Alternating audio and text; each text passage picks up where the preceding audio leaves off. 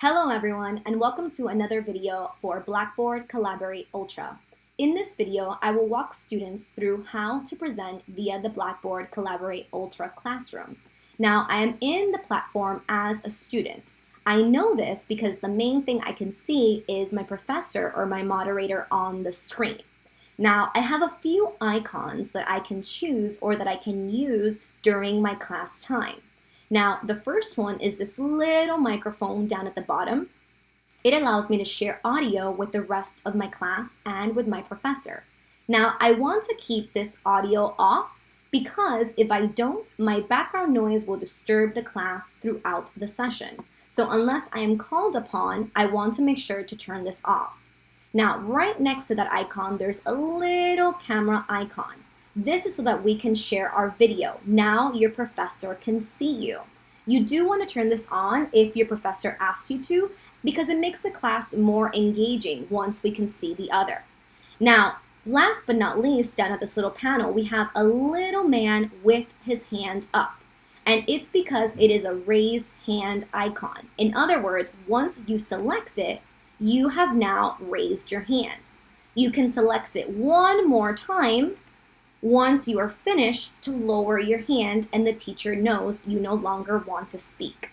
Now, how do presentations work? Well, the first thing that we want to do is that we want to go on the right bottom hand corner of the screen and look for the little purple tab with the two white arrows. This is the Collaborate panel. We want to go ahead and select that tab and open the panel. Now you'll see you have a few options. The first is this little thought bubble here. You are able to speak with your classmates and your professor through this thought bubble.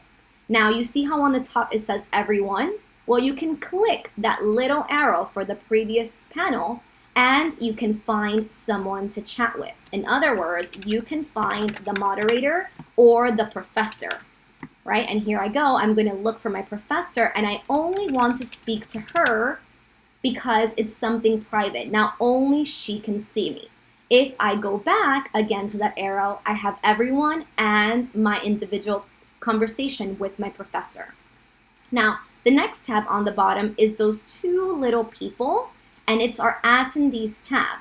When I click on this, it is going to tell me who is in the classroom. I can see it's my moderator or my professor as well as myself.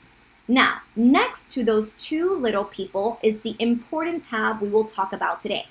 It has a little square with an arrow pointing to the right. This is the Share Content tab. Now, when I click on this, because I am currently a participant, I cannot share anything. I do not have access. I have to wait for my professor to make me a presenter.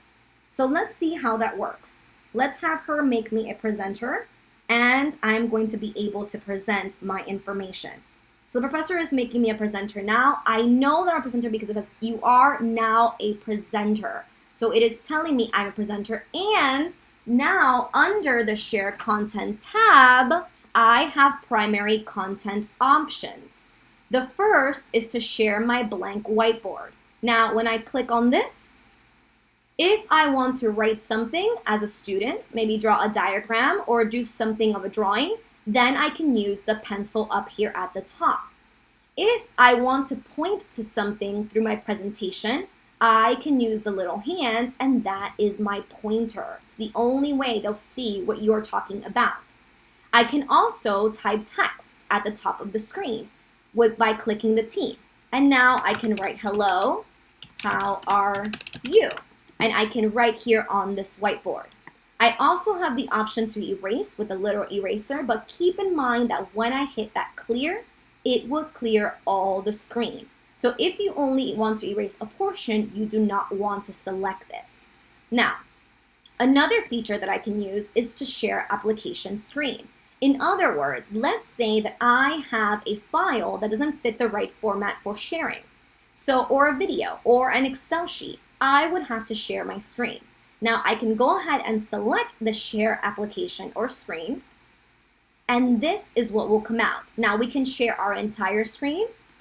We can share an application or a window, so only a window. and we can share a tab. So there are different things that you can share if you don't want everyone to see all of your screen, right? So I'll go ahead and I'll select my cute little screen with my puppy, and I will see that it will share in an instant. Here I am the student, and I am sharing my screen.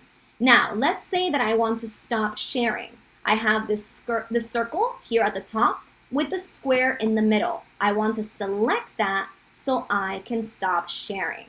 Now, last but not least, I have the Share Files tab. This is where I want to go to drop my PowerPoints, to drop any discussions, to drop any article that I want to share.